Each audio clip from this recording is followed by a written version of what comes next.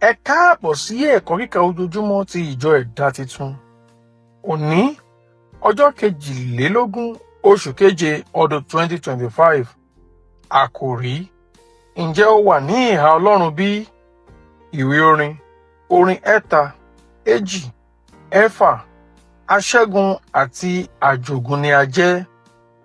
Ẹ̀kọ́ àkọ́sórí: ṣùgbọ́n ẹ tètè máa wá ìjọba Ọlọ́run náà àti òdodo rẹ̀, gbogbo nǹkan wọ̀nyí lẹ ó sì fi kún fún yín. Ìwé ìhìnrere Mátíù orí 6 ẹsẹ̀ 23.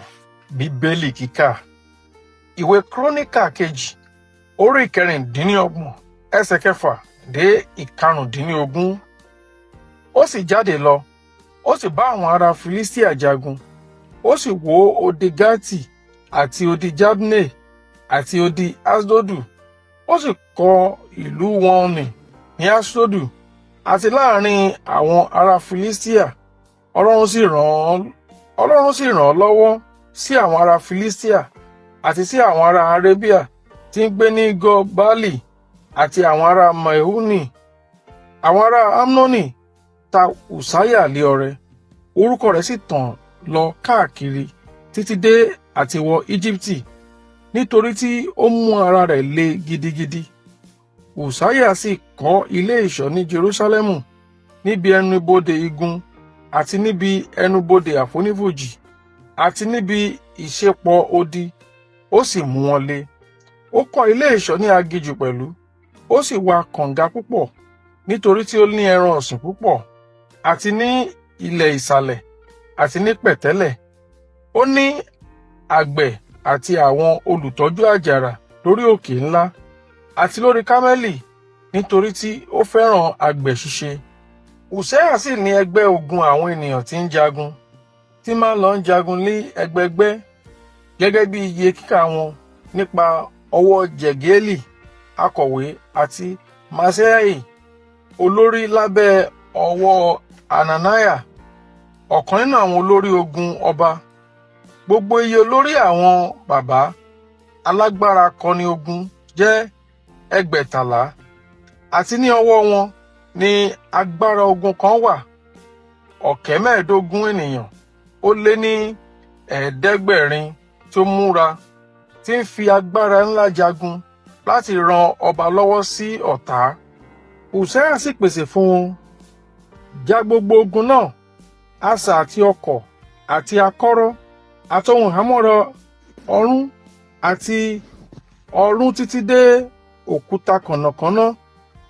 Ó sì ṣe ohun ẹ̀rọ ìjagun ní Jerúsálẹ́mù, ìmọ̀ ọlọ́gbọ́n ènìyàn láti wá lórí ilé ìṣọ́ àti lórí igun odi, láti fi tafà àti láti fi sọ òkúta ńlá.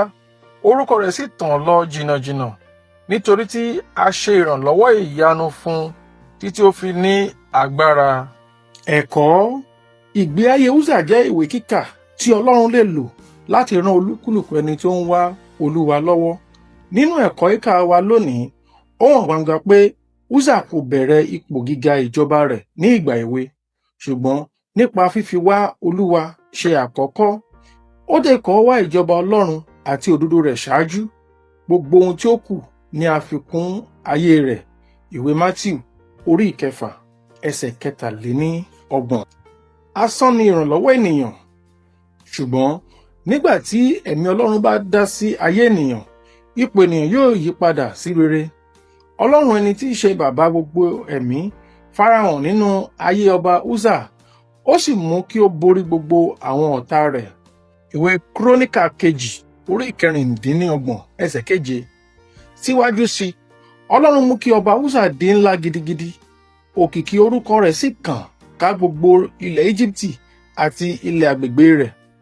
Ìwé Kíróníkà kejì orí 26 ẹsẹ̀ 8 àti 15. Èyí tí ó wúni lórí jùlọ ní àkókò ìjọba rẹ̀ ni wípé Ọlọ́run fún ní ìmọ̀ láti kọ́ ilé ìṣọ́.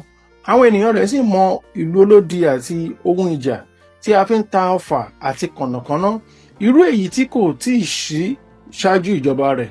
Bí a ti pinnu láti wá Olúwa, kí Ọlọ́run fún wa ní ìṣílójú ti ẹ̀mí láti òkè wá kí a lè ní àṣeyọrí nínú gbogbo ìlàkàkà wa. Àmín. Ẹ̀kọ́ àmúrelé.